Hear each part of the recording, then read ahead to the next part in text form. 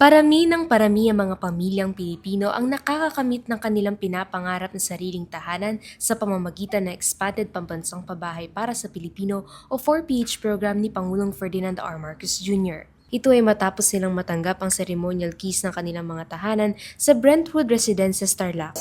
Pag sarili mo kasing bahay, gagawa mo yung gusto mo, hindi ka nakikibagay o nakikisama kasi sarili mong bahay yun. Siyempre nakaka-proud, masaya kasi sa ganitong edad, meron ka ng sariling bahay. Makakuha ka na ng very affordable na bahay sa kahit na, kunwari maliit lang yung sahod mo, kaysa yung nag-rent ka.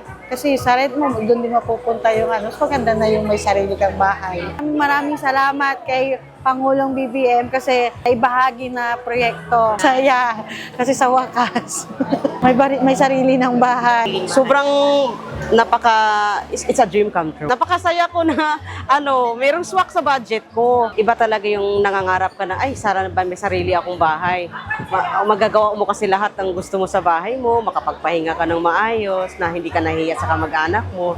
'Di ba? Iba talaga yung feeling na na may sarili kang bahay. I'm very grateful na nakabilang dito, naka-avail ako sa expanded 4-page program sa admin na to na kay PBBM po. Maraming salamat po talaga kasi naisakatuparan po ay yung mga pangarap. Hindi lang ako, pati mga kaibigan ko na pwede pala kami magkaroon ng sariling bahay. Ang dating pangarap ngayon ay realidad na. Patuloy ang pagsisikap na Expanded 4PH na mas maraming pamilyang Pilipino pa ang magkaroon ng sariling tahanan.